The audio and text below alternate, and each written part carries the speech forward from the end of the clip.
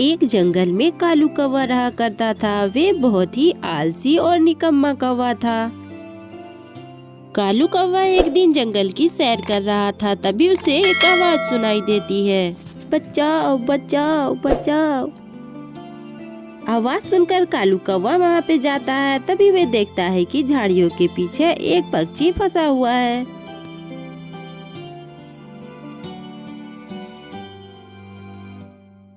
अरे कवि, तुम तो मेरी जाति की लग रही, लेकिन तुम इन झाड़ियों में कैसे फंस गई?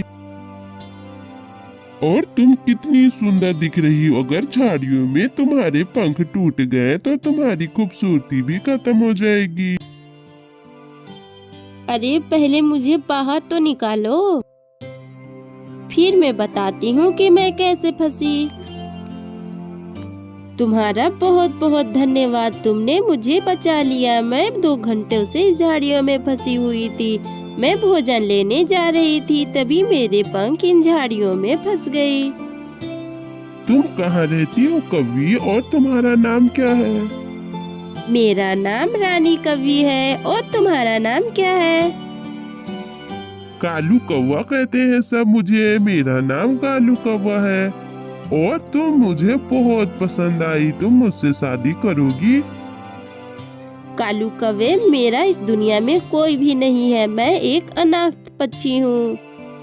अगर तुम मुझसे दहेज की लालच में शादी करना सोचते हो तो ये तुम्हारी गलतफहमी है, क्योंकि मेरे पास कुछ भी नहीं है। अरे नहीं नहीं कवि, तुम इतनी सुंदर हो कि मैं तुम्हारे लिए कुछ भी कर सकता हूँ। मैं तो सिर्फ तुमसे शादी करना चाहता हूँ। रानी कौवी अनाथ थी, उसका कोई ना था, इसलिए वे कौवे से शादी करने के लिए तैयार हो जाती है। फिर कालू कौवा रानी कौवी से शादी कर टूटा फूटा और झोपड़ी के जैसा था। ये देख रानी कौवी बोलती है, अरे कालू जी, आपका घर तो बहुत पुराना लग रहा है और टूटा फूटा हुआ भी है। क्या आपके पास पैसे नहीं कि इन्हें मरम्मत करवाएं? आपने तो मुझसे कहा था कि आप बहुत ही अमीर और बहुत मेहनती कौवे हैं। अरे कवि, मैंने तो वो सब तुम्हें अपने जाल में फंसाने के लिए कहा था। अब तुम आ गई और ये घर देख रही, तो इसे ही हकीकत समझो। ये सब मैंने जो भी कहा वो सब झूठ था। मुझे काम वाम करना बिल्कुल पसंद नहीं। मैं किसी के लिए भी भोजन नहीं लाता। मैं तो खुद ही दूसरों का भोजन चुरा चुरा कर खाता हूँ। मुझे अपने लिए काम करना बिल्कुल पसंद नहीं था। घर की साफ सफाई कभी कभी करने पड़ते थे, इसलिए मैंने सोचा अगर मैं शादी कर लूंगा तो मुझे इन सब कामों से छुटकारा मिल जाएगा। तुम्हें देखा तो मुझे ख्याल आ गया, इसलिए मैं तुम्हें शादी कर अपने घर ले आया। अब आज से सारा काम तुम करोगी और मेरे लिए भोजन भी लाने जाया करोगी, क्योंकि अब तुम्हारे पास कोई रास्ता नहीं है। इस दुनिया में तुम्हारा कोई नहीं और मुझसे पीछा छुड़ा नहीं सकती। रानी कौवी ये सब सुनकर बहुत ज्यादा सदमे में हो जाती है। उसे कुछ समझ नहीं आ रहा था कि आगे वे क्या करे, किससे अपनी दिल की बात जाकर कहे, क्योंकि इस जंगल में वे किसी को जानती भी नहीं थी। अब रानी कौवी चुपचाप कालू कौवे का अत्याचार सहती और सारा काम भी किया करती थी। एक दिन रानी कौवी की तबीयत थोड़ी खराब हो जाती है। वे सुबह सोई ही रहती है। अरे महारानी, तुम अभी तक सोई हो? घर का काम कौन करेगा? जल्दी उठो और मेरे लिए भोजन लेकर आओ। मुझे बहुत जोरों की भूख लगी है। अरे कालू जी, आज मेरी तबीयत कुछ ठीक नहीं लग रही। मैं आज कुछ भी नहीं कर पाऊंगी और ना ही भोजन ला पाऊंगी। कामचोर, मैंने तुझे यहाँ आराम करने के लिए नहीं लाया। अगर तुझसे काम नहीं होता तो अभी मेरे घर से निकल जा और दोबारा अपना मुंह उठाकर यहाँ कभी मत आना।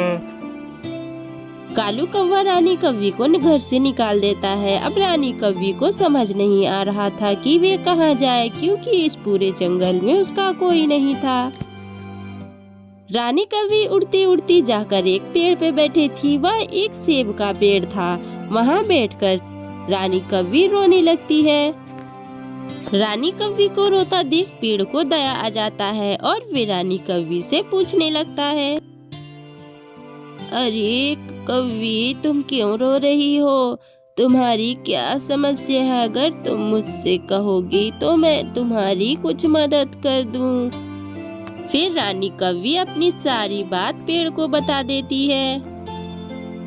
अरे बेटा, ये तो तुम्हारे साथ बहुत गलत हुआ। तुम दुखी ना हो बेटा, मैं भी यहाँ अकेली पड़ी अच्छा नहीं लगता मुझे। तुम मेरे साथ यहीं रहो, मेरे फलों को तोड़ो और खा लो। उससे तुम जो इच्छा मांगोगी वो पूरी कर देंगे। यह एक जादुई फल है।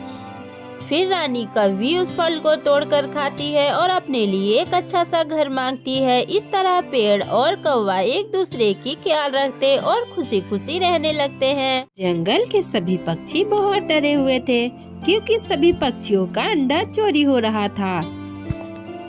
एक दिन टुनटुनी चिड़िया भी अंडे देती है। टुल्लू जी, हमें अपने अंडों का बहुत अच्छे से ख्याल रखना होगा। इतने सालों के बाद तो हमारे घोंसले में अंडे देखने को मिला है।